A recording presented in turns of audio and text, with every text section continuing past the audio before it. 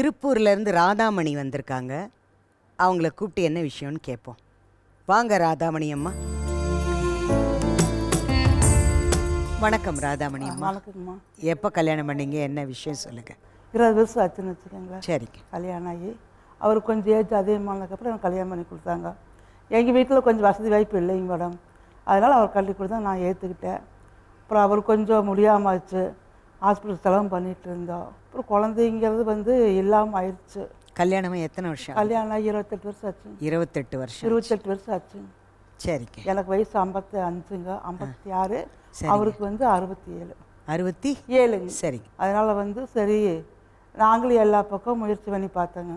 ஒன்றும் எங்களுக்கு சரியாக தெரியலைங்க. குடும்ப சூழ்நிலைங்கிறதுனால இது முக்கியத்துவம் கொடுத்து எடுக்காமல் விட்டுட்டேங்க. நாங்களும் ஹாஸ்பிட்டலுக்கு போனோம். ஒன்றும் எங்களுக்கு கை கொடுக்கல. பெரிய கூட்டு குடும்பமாக இருந்தீங்களா? ஆமாங்க. அம்மா வீட்டில் இருந்தாங்க. எனக்கு கட்டி கொடுத்து அவங்க ஒரே பையன்தானுங்க. அவர் கொஞ்சம் ட்ரிங்க்ஸ் அடிப்பார். ஃபஸ்ட்டில் ஆரம்பத்தில் கொஞ்சம் வீட்டில் இல்லாமல் இருந்தார், போவார் வருவார். இப்போ கொஞ்சம் அவ்வளோ நல்லா ஒன்று சேர்ந்துட்டார். அம்மா அப்பா வசதி இல்லாதனால எனக்கு கட்டி கொடுத்தாங்க அவங்களுக்கு. எங்கள் வீட்டில் குடும்பம் பெருசுங்க வச்சுக்கோங்களேன். 4 பேர் இருக்கிறோம். எத்தனை பேர் உங்கள் வீட்டில்? எங்கள் வீட்டில் 2 பையன் 2 பொண்ணுங்க. அப்போ ஒரு பொண்ணு இறந்துட்டாங்க. நான் ஒரு பொண்ணு, எங்கள் அப்பா எங்கள் அம்மா எல்லோரும் தான். எங்கள் வீட்டுக்கார பணம் கொடுத்து எனக்கு கல்யாணம் பண்ணிட்டார். அப்போ வசதி இல்லைங்கிறதுனால எனக்கு கல்யாணம் பண்ணிட்டார். அவருக்கு ஏஜ் கொஞ்சம் அதிகமாச்சுங்க. இந்த நிமிஷத்து வரைக்கும் நல்லா தான் பார்த்துக்கிறாரு. ஒரு குறை ஒன்று எங்களுக்கு ஆகிப்போச்சுங்க. என்ன குறை? குழந்தை இல்லைங்க. நாங்களும் எல்லா ஹாஸ்பிட்டலுக்கு போனோங்க. தாராபுரமெல்லாம் போய் பார்த்தோம். கொஞ்சம் கொஞ்சம் சின்ன சின்ன மருந்தெல்லாம் வாங்கி சாப்பிட்டோங்க. குடும்ப சூழ்நிலைங்கிறதுனால கொஞ்சம் பெரிய பக்கமாக போய் பார்க்குறதுக்கு எங்களுக்கு வாய்ப்பு வரலைங்க. சூழ்நிலைன்னு சொல்கிறீங்களே? சூழ்நிலை கஷ்டம்தாங்க, வீட்டு கஷ்டம்தாங்க.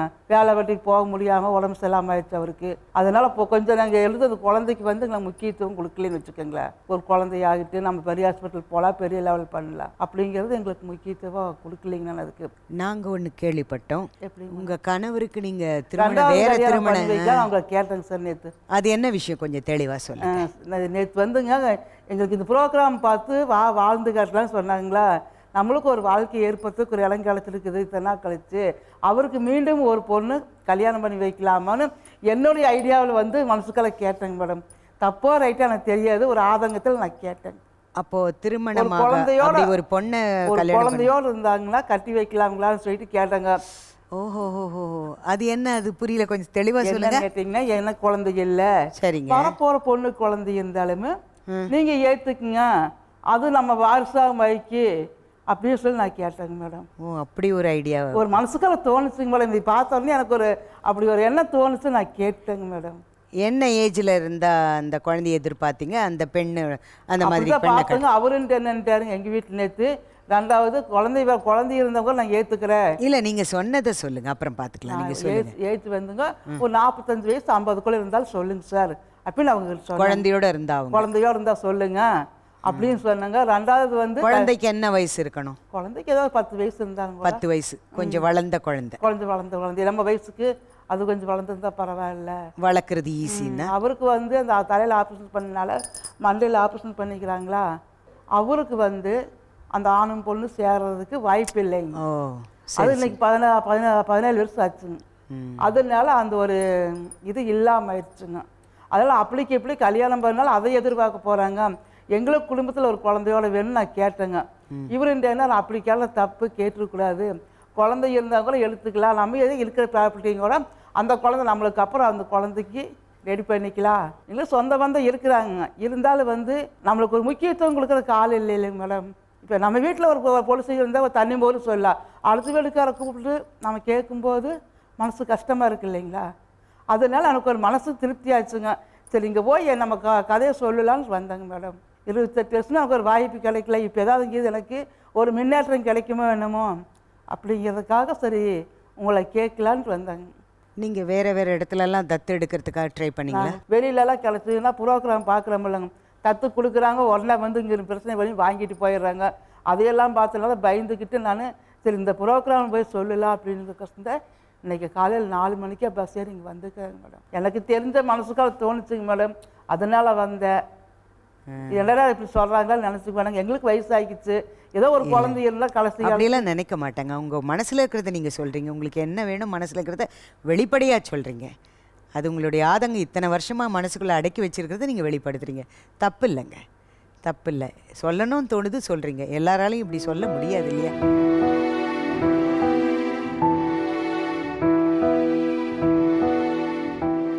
உங்கள் வீட்டில் இதனால் வந்து எதுவுமே சொல்லலையா? இந்த மாதிரி பண்ண போகிறீங்கன்னு கேட்குற போயிட்டு அம்மா அப்பா இல்லைங்க மேடம். சரி. அம்மா அப்பா இல்லைங்க, தம்பிக்கு 2 பேர் இருந்தாங்க.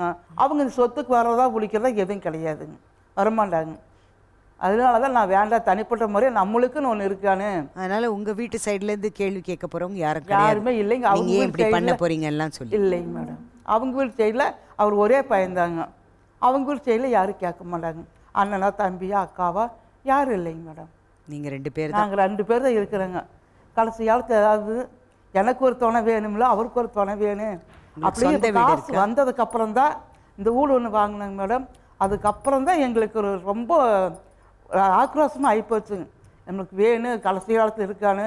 அது இருந்து தான் கடைசியில் நம்ம 2 பேர்த்துக்கு அப்புறம் அது பேருக்கு எழுதி வைக்கணும், நம்ம கூட்டிகிட்டு வந்து நல்லா பார்த்துக்கானுங்க ஒரு மனசுக்கு வந்து ரொம்ப இதாக இருந்துச்சுங்க. அதனால நாங்கள் வந்து இந்த ப்ரோக்ராம் நம்பர்லாம் தேடி பார்த்து எடுக்க முடியாமல் அப்போ நேற்று ஒரு பொண்ணு எடுத்து கொடுத்தா அப்படிங்க. அவருக்குமே வந்து வயசாகிட்டு எனக்கும் ஆயிடுச்சு இல்லைங்களைங்க. இருந்தாலும் எங்களால் வளர்ப்ப முடியும் அப்படிங்கிறது ஒரு நம்பிக்கை இருக்குது. ஏதாவது வாய்ப்பு கிடைக்குமோ என்னமே எனக்கு தெரியாதுங்க. ஆண்டா மேலே பாரத்தை போட்டு இங்கே வந்திருக்கிறேன். அதுக்கு மேலே எப்படி நடக்குதுன்னு எனக்கு தெரியலைங்க மேடம். ஐயாவையும் கூப்பிட்டு நான் பேசுகிறேன். சரிங்கம்மா. இங்கே மாணிக்கம் ஐயா வாங்க. ஐயா, அம்மா ஏதோ சொல்கிறாங்க. 30 வருஷமாக போயிடுச்சுங்க அப்படியே வெகு நாளாக. அப்போ இந்த சந்தர்ப்பம் இது டிவி வரதா எப்படின்ட்டு பார்க்கலாம் நம்மளே அதை அப்படின்ட்டு வந்தோமுங்க. சொன்ன மாதிரி பூரா சொன்னது எந்த மாற்றம் இல்லை. நாள் அப்படியே ஓடி போச்சுங்க. நாள் அப்படியே கடந்துருச்சு. 30 வருஷம் போயிடுச்சுங்க அப்படியே. சரி பார்க்கலாமா அப்படின்ட்டு வந்தாங்க. நீங்கள் கல்யாணமான புதுசில் குழந்தை இல்லைன்னு தெரிஞ்ச அப்புறமா எங்கெல்லாம் போய் ட்ரை பண்ணீங்க குழந்தைய வேணும்? குழந்தை வேணும்னு சொல்லிட்டு தாராபுரம் போனேங்க. நான் தாராபுரத்தில் டாக்டர் அம்மா இருக்கிறாங்க, அங்கேயும் போய் பார்த்தோம். ஒரு 4-5 பக்கம் போய் பார்த்தேங்க மேடம்.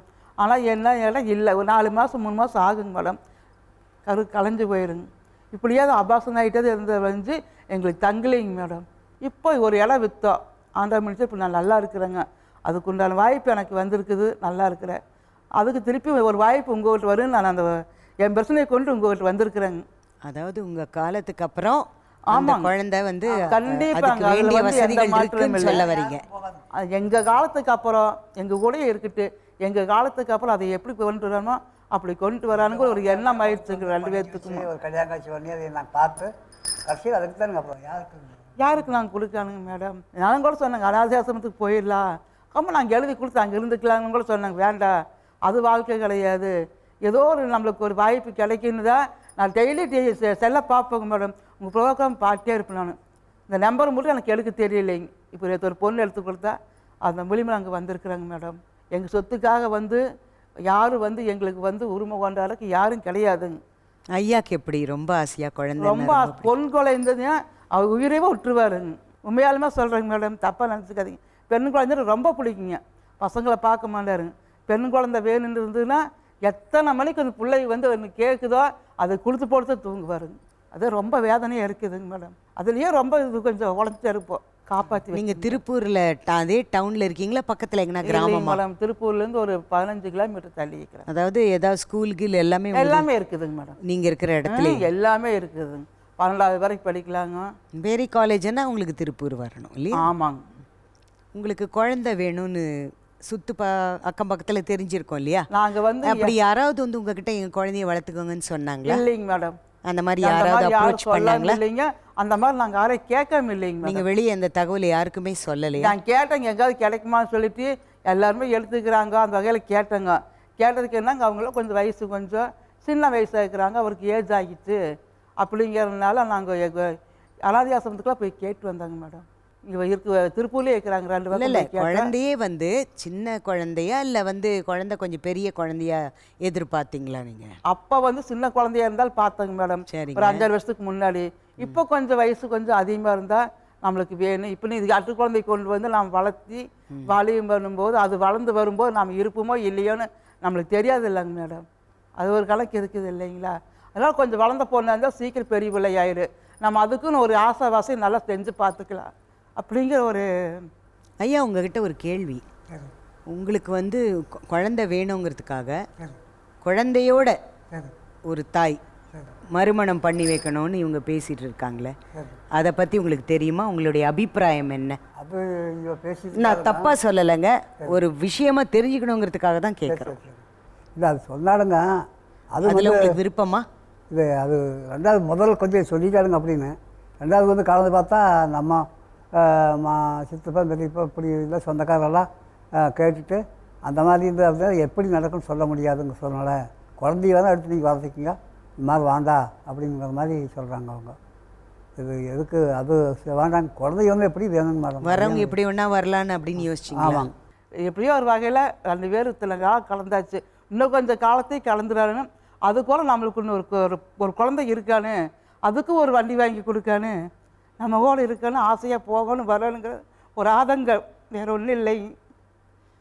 எல்லா வீட்லேயும் பிள்ளைங்க இருந்தால் இப்படி போகுது, நம்மளுக்கு இல்லையே அப்படிங்கிறது எங்கே போனாலும். அதனால் ஊருக்கெல்லாம் போகிறது இல்லைங்க மேடம். நாங்கள்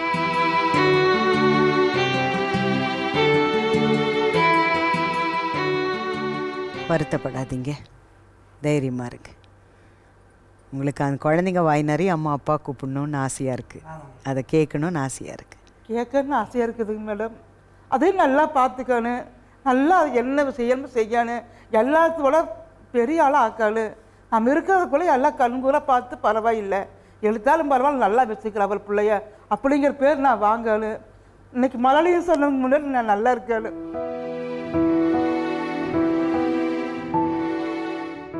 அவளுக்கு என்ன ஒன்றும் இல்லை அப்படின்னு சொன்ன முன்னாடி நான் நல்லா இருக்கேன்.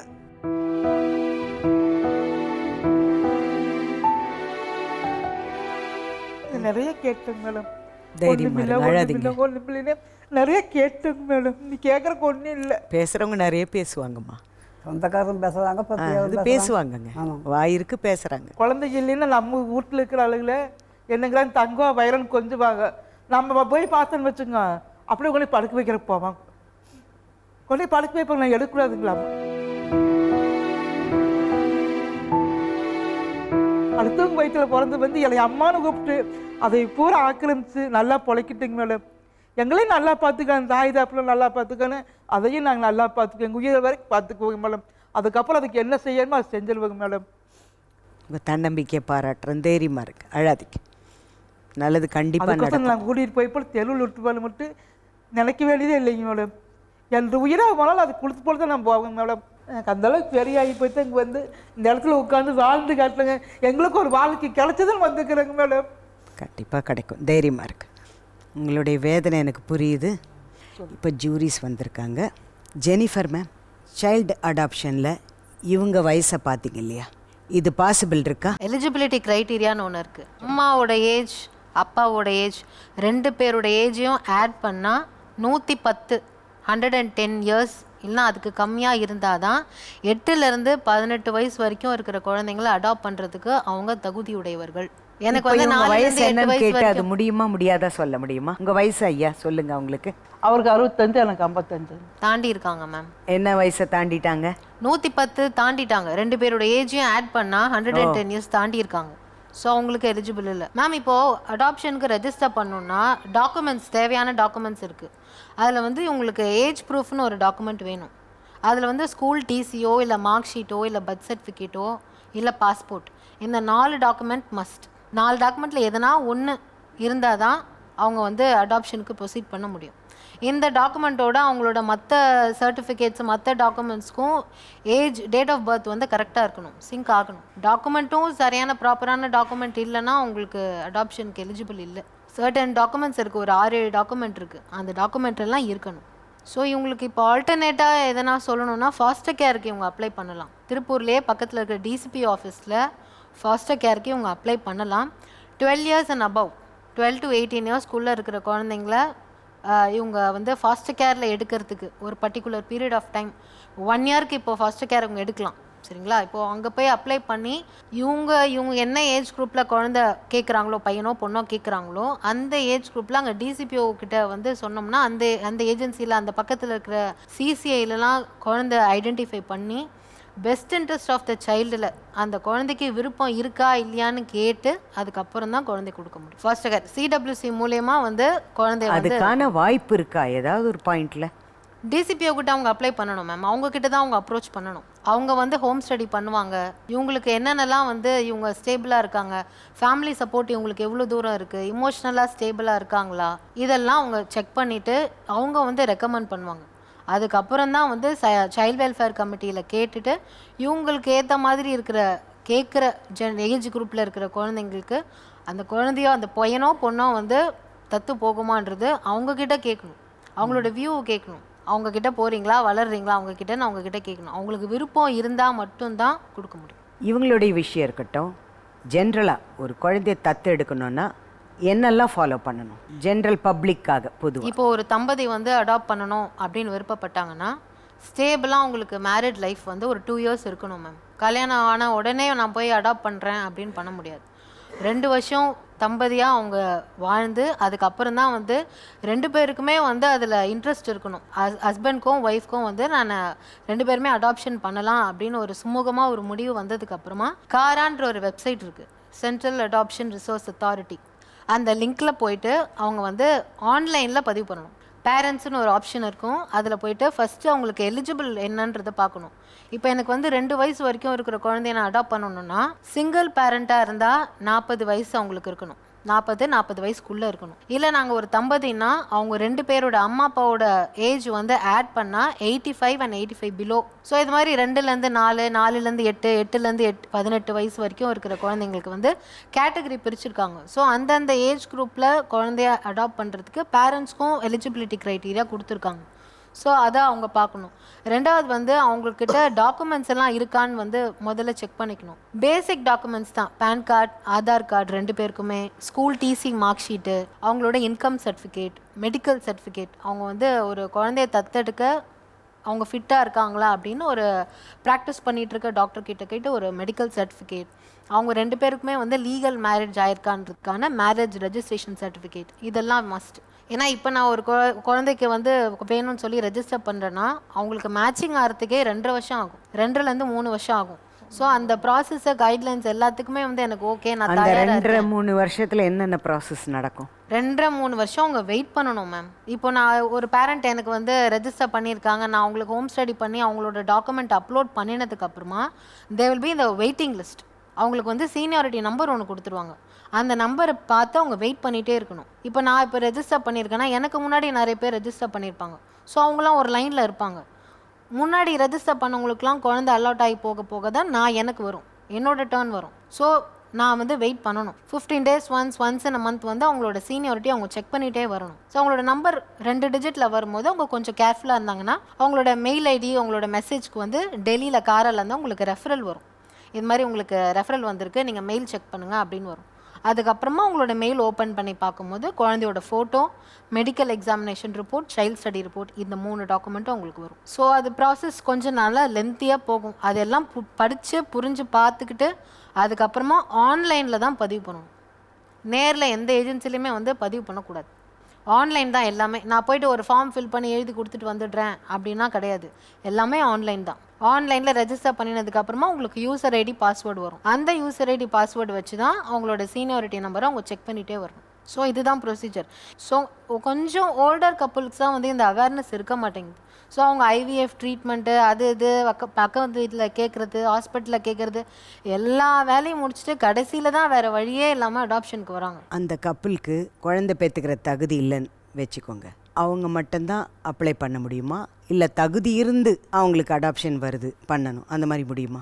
ஏற்கனவே அவங்களுக்கு ஒரு பயாலஜிக்கல் சைல்டு இருக்கும், நான் இன்னொரு பயாலஜிக்கல் சைல்டுக்கு நான் இடம் கொடுக்க விருப்பப்படல. நிறைய குழந்தைங்களுக்கு நிறைய குழந்தைங்க வந்து ஆதரவு இல்லாமல் இருக்காங்க. அவங்களுக்கும் நான் அந்த குழந்தைய எடுத்து வளர்க்கணும்னு நிறைய பேரண்ட்ஸ் 2வது குழந்தைய அடாப்ஷன் எடுக்கிறாங்க. எனக்கு வந்து குழந்தை பெற்றுக்க தகுதி இல்லைன்னா மட்டும்தான் நான் அடாப்ஷனுக்கு எடுக்கணுன்ற க்ரைட்டீரியா எங்கேயுமே எதுலையுமே மென்ஷன் பண்ணல.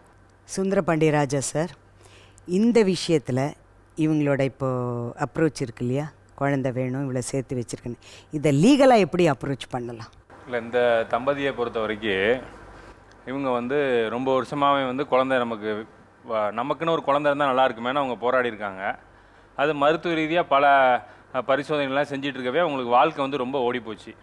ஸோ இப்போ இந்த சூழ்நிலையில் வந்து ஏதாவது நம்ம வாழ்க்கையில் வந்து பர்பஸ் ஆஃப் அவர் லைஃப் வந்து முழுமையடையணும், வாழ்க்கையினோட பயன் முழுமையடையணும் போது நமக்குன்னு ஒரு வாரிசு இருந்தால் நல்லா இருக்கும்னு அவங்க மனசில் வந்து அந்த ஒரு ஏக்கம் இருக்குது. அந்த காலத்தில் என்ன பண்ணுவாங்கன்னா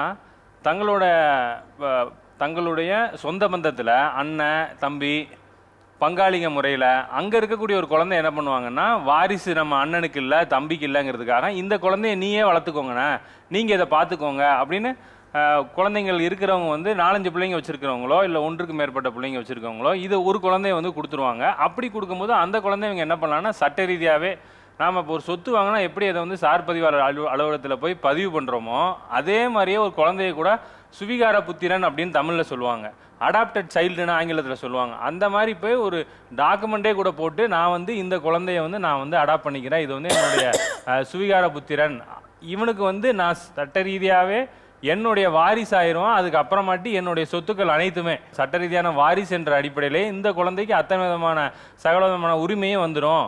இதை வந்து இந்த குழந்தைங்க வந்து அனுபவிக்கிறதுக்கான உரிமை இருக்குன்னு சொல்லி அடாப்ஷன் டீடே கூட பார்த்தீங்கன்னா சப்ரிஜிஸ்டர் ஆஃபீஸில் போய் நம்ம வந்து பண்ணிக்க முடியும். ஸோ இன்றைக்கி வந்து மேடம் சொன்ன மாதிரி ஸோ இந்த சிச்சுவேஷனில் இப்போ நீங்கள் வந்து வெளியில் போய் நீங்கள் அடாப்ட் பண்ணணும் அப்படிங்கும்போது தான் அதுக்கு வந்து காத்திருக்கக்கூடிய நேரங்கள் அதிகம், இவ்வளோ ரூல்ஸ் அண்ட் ரெகுலேஷன் இருக்குது. ஏன் அப்படின்னா அரசாங்கமும் யாரோ ஒருத்தங்க வராங்கிறதுக்காக அவங்க நம்பி ஒரு குழந்தைய கொடுத்துட முடியாது. ஏன்னா அந்த குழந்தையோட இன்ட்ரெஸ்ட் முக்கியம், அந்த குழந்தையோட மகிழ்ச்சி, அந்த குழந்தையினுடைய வாழ்வாதாரம் அது எல்லாமே ரொம்ப முக்கியமாக இருக்குது. அப்படிங்கும்போது யாரோ ஒருத்தங்க வராங்கும் போது இது வரைக்கும் நீங்கள் வாழ்க்கையில் எப்படி வாழ்ந்தீங்கிறத ஜஸ்ட் ஒரு போலீஸ் வெரிஃபிகேஷன் பண்ணலாமே தவிர உங்களுடைய குணங்கள் எப்படி இருக்குது, நீங்கள் எப்படி பார்த்துப்பீங்கிறத வந்து முறையாக பண்ண முடியாங்கிறது தான் இந்த 3 வருஷம் காத்திருக்கக்கூடிய நேரங்கள் இது எல்லாமே. ஸோ ஆனால் இது யாருக்கு தெரியும்னா, உங்கள் சொந்த பந்தத்துக்குள்ளே இருக்கிறவங்களுக்கு உங்களுடைய குணங்கள் தெரியும், நீங்கள் எப்படி வளர்ந்துருப்பீங்க, நீங்கள் மற்றவங்களோட எப்படி பழகுறீங்க, அத்தனை விஷயமும் தெரிகிறனால அதில் ஏதாவது ஒரு குழந்தைங்கள் இருக்கும்போது அதையுமே நீங்கள் சட்ட ரீதியாகவே பதிவு பண்ணிக்கலாம். ஸோ நம்ம இதுதான் இப்படி தான் இருக்கணும்னு அவசியம் இல்லை. உங்கள் ஊர்லேயோ உங்கள் சொந்த பந்தத்திலையோ யாரோ ஒருத்தங்க இப்போ நீங்கள் வந்து பார்த்தீங்கன்னா ஒரு 10 வயசோ 15 வயசோ குழந்தை இருக்கிறான்னா அவனை வந்து ஹையர் எஜுகேஷன் படிக்கிறதுக்கு செலவு பண்ண முடியும். அந்த நீங்கள் கண்டிப்பாக வந்து அந்த பையனுக்கு வந்து நீங்கள் செலவு பண்ணி மேற்படிப்பு படிக்க வைக்கும்போது கண்டிப்பாக அவன் உங்கள் மேலே ஒரு விசுவாசத்தோடையோ ஒரு பாசத்தோடையோ ஒரு அன்போடையும் தான் இருக்க போகிறான். ஸோ அந்த மாதிரி ஒரு ஆப்ஷனை கூட நீங்கள் வந்து எக்ஸ்ப்ளோர் பண்ணி பார்க்கலாம். அப்படி பண்ணும்போது நீங்கள் வந்து அதை சட்ட ரீதியாக சப்ரிஜிஸ்டர் ஆஃபீஸில் அடாப்ஷன் டீட் போட்டு பதிஞ்சிட்டிங்கன்னா நீங்கள் ஆசைப்படுற மாதிரியே உங்களுடைய சொத்துக்கள் எல்லாமே உங்கள் காலத்துக்கு அப்புறமாட்டி அது ஆட்டோமேட்டிக்காக உங்கள் பையனுக்கே போய் சேர்ந்துடும். ஸோ அந்த மாதிரி நீங்கள் பண்ணுறதுக்கான வாய்ப்பு சட்டப்படி நிறையாவே இருக்குது. அந்த மாதிரி யாரும் இல்லை. புரியுதா உங்களுக்கு அவர் சொல்கிறது? எல்லாம் கரெக்டாக புரிஞ்சுங்க. அந்த மாதிரி யார் வந்து இப்போல்லாம் வயசு சந்தேகம்னா நேரில் கேளுங்க. இல்லைங்க, அவர் சொன்னது கரெக்டாங்க. அவங்க சொன்னது வந்து எந்த மாற்றமும் இல்லைங்க. அவங்க சொன்னது எனக்கு புரிஞ்சுதுங்க. இப்போ என்னென்னு கேட்டிங்கன்னா, அந்த மாதிரி வந்து பிள்ளை இருந்தாங்க, தம்பி பிள்ளை இருந்தாங்க. அப்போ வந்து எங்கள் கஷ்டகாலத்தை பார்த்து போட்டு வேண்டாம் நான் கொடுக்கலன்டா. இப்போ வந்து பொண்ணு பெருசாகிட்டாங்க, நான் அம்மா விட்டு போக மாட்டேன், தம்பி பொண்ணுங்க இருக்கிறாங்க. அதனால வந்து சரி வேண்டாம், நமக்கு யாருமே வேண்டாங்கிற ஒரு தன்மையை தான் நாங்கள் விட்டுட்டேங்க. நாங்களே கேட்டேங்க சொந்தக்காரங்கள அப்படிங்கல.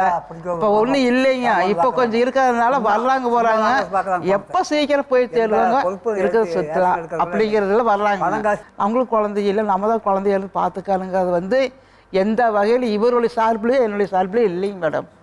இருந்துருந்துன்னு வச்சுக்கோங்க, இந்த இடத்துக்கு நான் வந்திருக்க மாட்டேங்க. இப்போ இந்த சேனலுக்கு வந்தால் வந்தால் தாய் உள்ள இணைஞ்சானா அனைத்து பேர் பார்ப்பாங்கன்னு எனக்கு தெரியுங்க. பார்த்தாலும் பரவாயில்ல, எனக்கு ஒரு வாய்ப்பு கிடைக்கிட்டு இதுக்கு வந்தாங்க. ஏன்னா ஒருத்தர் பார்க்கறது இல்லைங்க, இது உலகமே பார்க்கு. இன்றைக்கி அவங்களெல்லாம் நான் வந்து ஒன்றும் பண்ண முடியாதுங்க. பார்த்தாங்க நான் பார்த்துட்டு இது மாதிரி போய்க்கிறாளா அப்படிங்கிறது வந்து அவங்களும் தெரிஞ்சுக்கிட்டு அப்படிங்கிறதுனால தான் இப்போ வந்து உட்காந்து தைரியமாக மனசுக்குள்ள ஒரு வேதனை வந்து கொட்டிட்டுங்க இங்கே. அதான் அதுக்கு மேலே உலகமே பார்த்து யாராவது மனசு வந்து உங்களுக்கு ஒரு குழந்தைய கொடுத்தா அது எங்களுக்கு ரொம்ப சந்தோஷமான நிகழ்வு தான். ஆனால் அது சட்டப்பூர்வமாக அதை ஏற்றுக்கணும் இல்லையா? சட்டப்பூர்வமாக என்ன முறையோ அதன்படி பண்ணாதான் முடியும். அதுக்காக தான் இவங்க கிட்ட கேட்குறோம். கரெக்டுங்க மேடம். இந்த நிகழ்ச்சியை பார்த்துக்கிட்டு எத்தனையோ பேர் வந்து பார்த்தீங்கன்னா தங்கள் குழந்தைங்களே மேல் படிக்க வைக்க முடியல. அதை முறையாக கொடுத்து நல்ல ஒரு கல்வி நிறுவனங்கள்லையோ ஒரு கல்லூரியிலையோ படிக்க வைக்கிறதுக்கு வாய்ப்பு இல்லாமல் நிறைய பேர் இருக்காங்க. அப்படியாப்பட்ட குழந்தைய கூட இவங்க என்ன பண்ணிக்கலாம்னா, ஆல்ரெடி பேரண்ட்ஸ் இருந்தாலுமே கூட இவங்க வந்து என்ன பண்ணலாம், அந்த மாதிரி குழந்தைய கூட அடாப்ட் பண்ணி நான் கல்வியை கொடுக்குறேன், உத்தரவாதம் கொடுக்குறேன். இப்போ கல்விங்கிறது தான் ஒரு மனிதனுக்கு எல்லாமே. நீங்கள் சின்ன வயசில் பாசம் எவ்வளோ கொடுக்குறீங்களோ அதை விட 10 மடங்கு முக்கியம் வந்து கல்விங்கிறது. அப்போ நான் வந்து அந்த குழந்தையோட வாழ்நாள் பொறுப்பேற்றுக்கிறேன் அவன் வந்து ஒரு யூஜி படிக்கிறானா இல்லை ஒரு பிஜி படிக்கிறானா இல்லை அதுக்கு மேலே படிக்கிறானா அதை எல்லாத்தையுமே நான் வந்து பார்த்துக்கிறேன், கல்வி அவனுக்கு கொடுக்க தயாராக இருக்கேன். எனக்கு ஒரு வாரிசாக கடைசி காலத்தில் எனக்கு செய்ய வேண்டிய அந்த கர்ம காரியங்களாகட்டும் மற்ற மாதிரி என்ன கடைசி காலத்தில் நான் நோய்வாய்ப்பட்டிருக்கும் போது என்னையும் பார்த்துக்கிட்டா போதுங்கிற ஒரு நம்பிக்கையோடு நீங்கள் அப்படி கூட நம்ம நிகழ்ச்சியை பார்த்துட்டு எத்தனையோ பேர் வந்து என் பிள்ளை என்னால் படிக்க வைக்க முடியல, என் பிள்ளை என்னையே மாதிரி அவங்களையும் அம்மா அப்பாவை பார்த்துப்பான் அப்படின்னு நம்பிக்கையோடு வந்தாங்கன்னா அதை கூட நீங்கள் மனம் வந்து அந்த பையன் எங்கே இருக்கானோ எப்படி இருக்கானோ அதெல்லாம் நமக்கு தெரியாது. பட் இருந்தால் கூட தேவைன்னு ஒரு மூலமாக வந்து நீ உங்களுக்கு அந்த மாதிரி வரும்போது அவங்கள கூட நீங்கள் என்ன பண்ணலாம், அந்த பையனை கூட வந்து என்ன பண்ணலாம், நீங்கள் மேற்படிப்புக்காக படிக்க வச்சு அவனையும் உங்கள் பையனாக சேர்ந்து பார்த்துக்கலாம். ஹேமலதா மேம், இந்த விஷயத்தை உளவியல் ரீதியாக நீங்கள் எப்படி பார்க்குறீங்க? ஏன்னா நான் உங்களை பார்த்தேன், நீங்கள் 2 பேரும் சேர்ந்து ஒன்றா சாப்பிட்டீங்க. அதில் ஒரு நல்ல ஒரு அன்பு தெரிஞ்சுது. மாற்றி மாற்றி நீங்கள் உங்களுக்குள்ளே ஷேர் பண்ணிக்கிட்டீங்க. ஸோ இந்த அன்பு வந்து உங்களுக்குள்ளேயே இருக்குது. இது நடுவில் யாரும் வந்து அதை டிஸ்டர்ப் பண்ணக்கூடாது. ஸோ உங்களுக்கு அந்த மாதிரி எண்ணங்கள் இருந்தால் அதை அடியோட விட்டுருங்க. ரொம்ப நீங்கள் உங்களுடைய மனநிலைமை எப்படி இருக்கணும்னா, நீங்கள் எதிர்பார்க்குற ஒரு குழந்தைய வந்து நீங்கள் தத்தெடுத்து வளர்க்குறதுக்கான ஒரு முயற்சியில் நீங்கள் ஈடுபடுங்க. இப்போ உங்கள் ரிலேஷன்லேயே கூட சார் சொன்ன மாதிரி யாராவது முன் வந்தால் அதை நீங்கள் எடுத்து பண்ணுறதுக்கு கொஞ்சம் நீங்கள் யோசிங்க. எனக்குன்னு ஒன்று வேணும் அப்படிங்கிறத வந்து நான் தீவிரமாக ஆண்டவங்கிட்ட ரொம்ப முறைகிட்டேன். நீங்கள் வந்து இன்னைக்கு இங்கேயும் முறைகிட்டுருக்குறேன். அதுக்கு மேலே ஆண்டவன் செயலுங்க மேடம். சிலது வந்து அப்பா அம்மா இல்லாமல் படிக்க முடியாமல் எத்தனையோ பக்கம் வந்து நம்ம பேப்பரில் பார்க்குறோம், ஒரு டிவி சேனலில் பார்க்குறோம், ஒரு நாடகத்தில் பார்க்குறோம். அப்பா அம்மா இல்லாமல் இருந்து அதுக்கு ஒன்றுமே இல்லாமல் இருந்தாலும் சரி அது நம்மளும் எடுத்துக்கலாம். சட்ட பிரகாரம் அவங்களுக்கு போய் எல்லாம் பார்த்து அதைத்தான் நான் கேட்கணும்னு இருந்தேன். அதாவது என் சொந்த பந்தம் எதுவுமே இல்லாமல், அதாவது யாருமே இல்லை, அந்த மாதிரி குழந்தைய இவங்க தத்தெடுத்து வளர்க்க முடியுமா? சட்டத்தில் எப்படி அதுக்கு துணையாக இருக்கு? ஏதோ ஒரு கிராமத்தில் ஏதோ ஒரு மூலையில் இப்போ அத்தை வளர்த்துட்டு இருக்கலாம், யாராவது ஒரே ஒரு விண்ணப்பம். கார்டியன்ங்கிறது யாருன்னா சட்ட ரீதியா வந்து பாத்தீங்கன்னா கார்டியன்ஷிப் ஆக்ட் படி அம்மா அப்பா இவங்க தான் கார்டியனு. அப்போ அவங்க அம்மா அப்பா இருந்தாங்கன்னா அவங்க சம்மதத்தோட இவங்க அடாப்ஷன் எடுத்துக்கலாம். ஆனா அம்மா அப்பா 2 பேருமே இல்லைங்கும் போது தான் என்ன ஆகுதுன்னா, சித்தி வீட்டில் ஒரு அத்தை வீட்டில் வளருது அந்த மாதிரி. அதாவது அதை வந்து ப்ராப்பரா அடாப்ஷன் கொடுக்கறதுக்கான உரிமை வந்து சித்திக்கோ அத்தைக்கோ கிடையாது. அது வந்து ஆட்டோமேட்டிக்கா என்ன ஆகுதுன்னா கலெக்டர் கண்ட்ரோல்ல வந்துருது. அது அரசு கண்ட்ரோல்ல வந்துடும். அம்மா அப்பா இல்லைனாலே ஆட்டோமேட்டிக்கா அரசு கண்ட்ரோல்ல வந்துடும். பெத்தவங்க இல்லைன்னா ஏன்னா குழந்தைங்களுடைய குழந்தைங்க அப்படிங்கும்போது பெத்தவங்க அளவுக்கு மற்றவங்க யாராவது பார்ப்பாங்களா அப்படிங்கன்னா சட்டம் என்ன சொல்லுதுன்னா பார்க்கவே மாட்டாங்கன்னு தான் சட்டம் சொல்லுது. அது யாரா எவ்வளோ பாசம் வச்சிருந்தாலும் சரி அவங்க கொடுக்கக்கூடிய பாசம் அவங்களுக்கு கொடுக்கக்கூடிய உரிமைகளை வந்து சட்டம் வந்து ரொம்ப ரொம்ப லிமிடெட் ரைட்ஸ் தான் கொடுக்குது. அம்மா அப்பா இல்லாமல் வளரக்கூடிய குழந்தைங்களுக்கு சித்தி சித்தப்பாக்கு ரொம்ப லிமிடெட் ரைட்ஸாக இருக்க தவிர மற்ற உரிமைகள் அனைத்துமே வந்து நீதிமன்றத்திட்டையும் அரசு கண்ட்ரோல்லையும் தான் இருக்குது. ஸோ அந்த மாதிரி குழந்தைங்க எடுக்க வாய்ப்பு இல்லை. அப்பா ஒருத்தர் இல்லை அம்மா இருக்காங்க அப்படின்னா பிரச்சனை இல்லை. கண்டிப்பாக சார், நீங்கள் சொல்கிறத வச்சு தான் எனக்கு ஒன்று தோணுது. இப்போது குழந்தைகளை வந்து யாருமே இல்லாத குழந்தைகளை தத்து எடுக்கிறாங்க இல்லையா, அடாப்ஷனுங்கிற முறையில் போய் எடுக்கிறாங்க. இதில் உள்ள கிரே ஏரியாலாம் என்ன சார்? சினிமாவில் நம்ம பார்த்துருப்போம், இதெல்லாம் உண்மையாக நினைப்போம். ஆனால் அதை விட கொடூரமாகவே வந்து நம்ம சமுதாயத்தில் இருக்கக்கூடிய டார்க் சைடில் வந்து நிறையா நடக்கும். ஸோ குழந்தைய வந்து அடாப்ட் பண்ணிக்கிறேன்னு சொல்லிட்டு பெண் குழந்தைங்களை முக்கியமாக பெண் குழந்தைங்களை வந்து அடாப்ட் பண்ணிவிட்டு அந்த குழந்தைங்களை வந்து இங்கேருந்து ஃபாரினுக்கு இது பண்ணி அந்த குழந்தைங்களே வந்து இன்றைக்கி ஒரு பொருளாகவே பார்த்து ஒரு ப்ராடக்ட் மாதிரி குழந்தைங்களே சேல் பண்ணுறாங்க. குழந்தைங்களை வந்து அதெல்லாம் அந்த மாதிரி விஷயத்தெல்லாம் தடுக்கணும். ஏன்னா குழந்தைங்கிறது வந்து எந்த ஒரு உயிர் வந்து இங்கே நம்ம நாட்டில் இந்திய நாட்டில் பிறந்தாலும் அதுக்கு இந்திய அரசாங்கம் முழு மரியாதை கொடுக்கணும், முழு உரிமை கொடுக்கணும். ஃபண்டமெண்டல் ரைட்ஸ் இருக்குது குழந்தைக்கு. அதுக்காக தானே சார், அதாவது அப்பா அம்மா இல்லாத ஒரு குழந்தைன்னா அதை கலெக்டர் இது மூலமாக அண்டர்டேக் பண்ணி அதை சட்டத்துக்கு கீழே சட்டத்தின் கீழே அந்த ஒவ்வொரு டிஸ்ட்ரிக்ட்லயும் இருக்கக்கூடிய அந்த சைல்டு வெல்ஃபேர் கமிட்டி எல்லாமே கலெக்டருக்கு கீழே தான் செய்யும். அதுக்கு தான் இந்த மாதிரி எல்லாம் நடக்க கூடாது. ஏன்னா இந்த அளவுக்கு ஸ்ட்ரிக்ட்டா இல்லைன்னா குழந்தைங்க வந்து ரொம்ப எக்ஸ்ப்ளாய்ட் பண்ணப்பட்டுருவாங்க. யார் வேணாலும் சரி ஏதாவது ஒரு கதை சொல்லிட்டு அவங்க சித்தியோ சித்தப்பாக்கிட்டயோ சும்மா ஒரு 50,000 1 லட்சத்தை கொடுத்துட்டு குழந்தைய கொண்டுனா அடுத்த நிமிஷம் என்ன பண்ணிடுவாங்க, ஏதோ ஒரு கதையை சொல்லி கொடுத்துட்டாங்கன்னா அப்புறம் அந்த குழந்தைய கொண்டு போய் அவங்க என்ன பண்றாங்கன்னு யாருக்கு தெரியும்? பட் வேற அரசாங்கத்தின் மூலமா நம்ம வந்து தத்தெடுக்கும் போது கரெக்டாக அந்த மானிட்டரிங் கமிட்டி வந்து ரெகுலராக போய் செக் பண்ணுவாங்க அந்த குழந்தைங்கள. 6 மாசத்துக்கு குழந்தை என்ன பண்றாங்க ஏது பண்றாங்க இது எல்லாத்தையும் ப்ராப்பரா செக் பண்ணி. இன்னைக்கு வந்து முன்னாடி எல்லாம் வந்து குழந்தைய வந்து என்ன பண்ணுவாங்கன்னா திருட்டுத்தனமாலாம் வாங்கிட்டு வருவாங்க. சிசிடிவி கேமராலாம் வந்தோம்னா பெருசா தடுக்கப்பட்டிருக்கு. பட் சொல்ல போனா குழந்தைங்க திருட்டு போயிருவாங்க. 1 வயசு குழந்தை 2 வயசு பிறந்த ஒரு 2 நாள் குழந்தை 5 நாள் குழந்தையெல்லாம் திருட்டு போவாங்க. அப்போ இதெல்லாம் என்ன பண்ணுறாங்க அப்படின்னா இதுக்கு ஒரு பெரிய நெட்வொர்க் இருக்குது, நிறையா மீடியேட்டர்ஸ் இருக்காங்க, நிறைய க்ரைம் பண்ணுறவங்க இருக்காங்க. அவங்க என்ன பண்ண வேண்டியது இந்த மாதிரிலாம் இருக்கிறாங்கன்னா இவங்கள போய் அப்ரோச் பண்ணுவாங்க. நீங்கள் அரசாங்கத்தெல்லாம் நம்புனீங்கன்னா அது 2 வருஷம் 3 வருஷம் ஆகுங்க, அதெல்லாம் எதுக்கு நம்புறீங்க?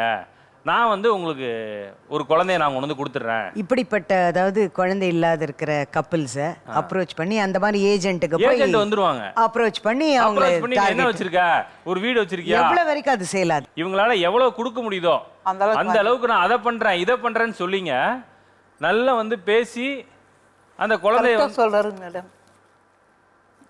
நீங்க தலையாட்டுறதை பார்த்தா உங்களை யாராவது அப்படி அப்ரோச் பண்ணி இல்லைங்க, ஏமாத்தலைங்க, அந்த மாதிரி ஏமாறலைங்க மேடம். சொன்னாங்க, யதார்த்தமா கேட்கறேன், நீங்க தப்பு இல்லை இல்லைங்க, சொன்னாங்க அந்த மாதிரி இருக்குது, தேனியில் இருக்குது போகலான்னு சொல்லி எல்லாம் வக்படுத்துனாங்க. நான் சொல்லிட்டேன், தேனியில் இருக்குல்ல, நீங்கள் தேனியிலேருந்து திருப்பூர் கொண்டு வாங்க, வக்கீல் ஆஃபீஸில் வச்சு நான் பேசிக்கலாம் அப்படின்னு சொன்னதுக்காக இப்போ ஃபோன் பண்ணுறது இல்லைங்க. நீங்க ரொம்ப தெளிவா தான் இருக்காங்க, ரொம்ப சந்தோஷம். ஆமாங்க, அவர் விஷயம் ஏன்னா வக்கீல் ஆஃபீஸ் முறைகேடா எதுவும் நடக்கக்கூடாது, முறையா நடக்கணும்னு ஆசைப்படுறீங்க. அது சிக்கலைங்க மேடம். நாங்கள் அந்த மாதிரி பண்ணா இவங்க மேலே எஃப்ஐஆர் ஃபைல் பண்ணி இவங்களே உள்ள தள்ளிடுவாங்க. வேண்டாங்க சார். ஏன்னா குழந்தைய பொறுத்த வரைக்குமா நிறைய பேர் என்ன பண்ணிடுறாங்க, அந்த மாதிரி அவங்களோட காசை கொடுத்து குழந்தைய வாங்கிடுறாங்க. ஆமாங்க. ஆனா ஒரு குழந்தை திடீர்னு உங்க வீட்டுக்குள்ள முளைச்சா அது சமுதாயத்துக்கு தெரியாம இருக்குமா? தெரியாம இருக்குங்களா? கண்டிப்பா 4 பேர் ஃபோன் பண்ணிடுறேன். இன்னைக்கெல்லாம் பாத்தீங்கன்னா கரெக்டா அந்த கார்பரேஷன்ல ஒர்க் பண்றவங்களே பாத்தீங்கன்னா குழந்தைக்கு சடுப்பூசி போடுறவங்க எல்லாம் கரெக்டா சார்ட் வச்சிருப்பாங்க. இந்த தெருல அந்த அந்த நம்ம பிரைமரி ஹெல்த் சென்டர்னு சொல்றோம், அந்த பிரைமரி ஹெல்த் சென்டர்ல இருக்கவங்களே அந்த வார்டா வச்சு இந்த குழந்தையில இந்த தெருல எத்தனை குழந்தை இருக்கு. இன்ஃபேக்ட் இன்னைக்கு சொல்ல போனா கர்ப்பத்தில் இருக்க குழந்தைக்கே ஒரு நம்பர் கொடுத்துட்றாங்க. குழந்தை பிறந்ததுலேருந்தே தடுப்பூசி போட ஆரம்பிச்சிடறாங்க. அவங்க வந்து செக் பண்ணும்போது திடீர்னு இந்த வீட்டில் ஒரு குழந்தை வந்திருக்கணும்னா என்ன ஆயிரும், ஆட்டோமேட்டிக்காக அது வந்து சைல்டு வெல்ஃபேர் கமிட்டிக்கு போயிடும். அங்கேருந்து உடனே ஒரு படம் கிளம்பி வந்துடும், யார் குழந்தை என்ன குழந்தை எடு, அது உங்கள் சொந்தக்கார குழந்தை அவங்க அம்மா அப்பா சம்மதத்தோடு கொடுத்தாங்கன்னா அது வேற. அது இல்லாமல் இப்போ இந்த குழந்தை எங்கேருந்து வந்துச்சு பர்த் சர்டிஃபிகேட் என்னங்கும் போது ஆட்டோமேட்டிக்காக என்ன பண்ணிடுவாங்கன்னா எல்லா ரெக்கார்டு எடுத்து மொத்தமாக எல்லாத்தையும் எல்லாருக்கும் பிரச்சனை சேர்ந்து இல்லைங்க மேடம், அதுக்கெல்லாம் சிக்கலிங்க சார். இந்த விழிப்புணர்வு வந்து இந்த மாதிரி ஒரு குழந்தை வந்துருச்சுன்னா நம்ம எப்படியாவது காப்பாத்திக்கலாம் அப்படின்னு முட்டாள்தனமா நம்ப போய் தான் அந்த மாதிரி மீடியா டெஸ்ட் அந்த மாதிரி ஏஜென்ட்டையும் போய் காசை கொடுத்து எல்லாரும் குழந்தைய வாங்குறாங்க. ஆனா அது வந்து இவங்களுமே குற்றம் செய்யறாங்கன்னு தெரியும். பாசம் வந்து கண்ணை மறைச்சிருது. எப்படியாவது நமக்கு ஒரு குழந்தை கிடைச்சிடாதா, நமக்கு உடனே ஒரு குழந்தை கிடைச்சிடாதான்னு சொல்லிட்டு அது எப்படி திருட்டு வேலைக்கு போற அளவு திருட்டு பண்ணி வரக்கூடிய குழந்தை கூட பரவாயில்ல அப்படிங்கிற மாதிரி நிறைய பண்றாங்க சார். அந்த மாதிரி கொடுக்கறவங்க விற்கிறவங்க அதை வாங்குறவங்களுக்கு எப்படிப்பட்ட தண்டனை எல்லாம் இருக்கு சார்? நம்ம வந்து குழந்தைய வந்து கடத்தல் பண்ணி சைல்ட் டிராஃபிக் பண்றதுக்கு அளவுக்கான குற்றங்கள் தான் இருக்கு. இதெல்லாம் சொல்ல போனா இந்த சட்டத்துக்கு இந்த மாதிரி குற்றம் பண்றவங்களுக்கு மினிமம் வந்து 10 ஆண்டுகள்ல இருந்து அவங்களுக்கு வந்து தண்டனை கிடைக்கிறதுக்கான வாய்ப்புகள் வந்து நிறையாவே இருக்கு. இது வந்து சைல்டு டிராஃபிக்கிங்கே தான். நீங்கள் வந்து சட்ட ரீதியாக குழந்தைய வாங்காமல் யார்கிட்டயோ காசு கொடுத்து இந்த ஏஜென்ட்ஸ் மூலமாலாம் வாங்குறது வந்து இந்த மாதிரி குற்றச்செயல்களில் ஈடுபடக்கூடிய அத்தனை பேரும் தண்டிக்கப்படுவாங்க. அந்த குழந்தைய விற்கிறவங்கலேருந்து அந்த குழந்தைய வந்து அதுக்கப்புறம் அதுக்கு அவங்க மீடியேட்டர்ஸ் எத்தனை பேர் இருக்காங்க, அந்த ஏஜென்ட்ஸு கடைசியாக யார் காசு கொடுத்து வாங்கி அந்த குழந்தைய வச்சுருக்காங்கிற வரைக்கும் அத்தனை பேர் தண்டிக்கப்படுவாங்க. குழந்தை வேணும் அப்படிங்கும்போது இவங்களுடைய அந்த பாசத்தை அந்த எமோஷனல் ஸ்ட்ரெஸ்ஸை வந்து யூஸ் பண்ணி நிறையா பேர் இது பண்ணுறாங்க. பட் அது என்னைக்குனாலும் சட்டத்தில் ஒரு நாள் மாட்டிக்க தான் செய்வாங்க. ஸோ அதனால என்னன்னாலும் குழந்தைய நம்ம அடாப்ட் பண்ணும்போது சட்ட ரீதியான ப்ரொசீஜரை ஃபாலோ பண்ணி நம்ம பண்ணால் மட்டும்தான் நம்ம வந்து அந்த வாழ்க்கையை வந்து இன்னும் ஒரு ப்ளஸ்ஸாக போய் ஒரு நிம்மதியான வாழ்க்கை அமையும். அடாப்ட் பண்ண முடியாத அந்த ஏஜ் படி வந்து இருக்குன்னு சொல்கிறாங்க. இல்லைன்னா படிக்கணும்னு ஆசைப்படுற குழந்தைங்களுக்கு வந்து நீங்கள் படிக்க வச்சு அவங்கள அந்த முறையில் இது பண்ணலாம். எனக்கு இப்போ என்ன இருக்குதுங்க மேடம், என்ன 2 பக்கமும் அந்த பொண்ணு அந்த 2 பக்கம் மலையே தான் வீட்டில் எப்படி இருக்குது. இப்போ இங்கே சோபா கொடுத்துக்கிறீங்க மேடம், இங்கே உட்காந்துக்கிறது எப்படி இருக்குது, வந்து போட்டு அங்கேயே நில்லுமா அப்படின்னு சொன்னால் அங்கே நின்று பார்க்குறது எப்படி இருக்குங்க. அவங்களுக்கும் ஒரு சங்கடம், எனக்கும் ஒரு சங்கடம். அது ஆகாது.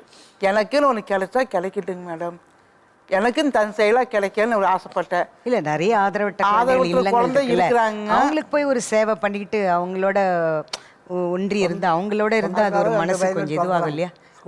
பண்ணலாங்க மேடம்.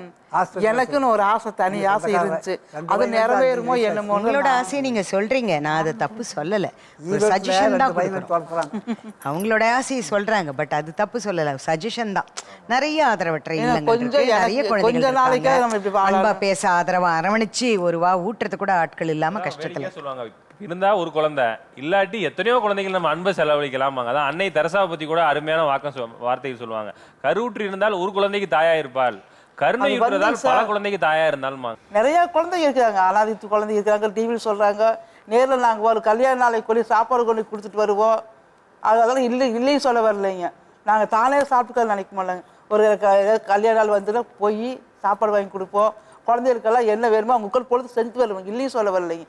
இருந்தால் தான் வீட்டில் தான் தலைகாணி எவ்வளோன்னா தலை வச்சு படுக்கிறதுக்கு ஒரு ஆள் வேணுமில்ல, அப்படிங்கிறதுக்காக தான் நான் இப்போ வந்தேங்க சார். அதுதான் என்னுடைய கொள்கை, வேற ஒன்றும் இல்லை. கடைசி காலத்தில் எனக்குன்னு ஒரு கொள்ளி வைக்கிற ஒன்று வேணும் இல்லையா, அதுதான் என்னுடைய வாழ்க்கையில். அதனால வந்து அவங்க 2 பேருக்கு பங்கு கொடுக்கறதுக்கு எனக்கு இடம் கொடுக்க முடியாது யாருக்குமே. உங்கள் வேதனை எங்களுக்கு புரியுதுமா.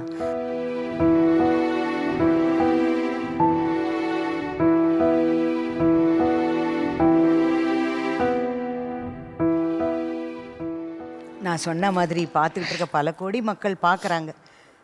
இதில் ஒரு 10 பேருக்காவது இந்த எண்ணம் வந்து என்கிட்ட இந்த மாதிரி வளர்க்க முடியாத சூழல் இருக்க முறையாக சட்டப்படி அப்ரோச் பண்ணி உங்களை வந்து அணுகி கண்டிப்பாக உங்களுக்கு ஒரு குழந்தை கிடைக்கணும்னு அந்த மாதிரி வாய்ப்பு இருக்கிற பட்சத்தில் நடக்கக்கூடிய வாய்ப்பு இருந்தால் அதை பற்றி சந்தோஷப்படக்கூடிய முதல் ஆள் நாங்கள் தான். எங்கள் நன்றி நான் சாக வரைக்கும் மறக்க மாட்டேங்க மேடம். கலைஞர் சேனலையும் மறக்க மாட்டேன், உங்களுடைய வாழ்த்துக்களே நான் மறக்க மாட்டேங்க சார். மேலும் மேலும் இந்த சேனல் வந்து நிறையா பேர்த்துக்கு யூஸ் ஆகணும், புழங்கணும், நல்ல முறையாக வரணும், போகணும், எல்லாத்துக்கும் கண்ணீர் நீங்கள் துடைக்கணுங்க மேடம். நல்லது நடக்கும்ன்ற நம்பிக்கையோட மீண்டும் அடுத்த ஒரு நிகழ்ச்சியில் சந்திப்போம். சரிங்க. நன்றி, வணக்கம்.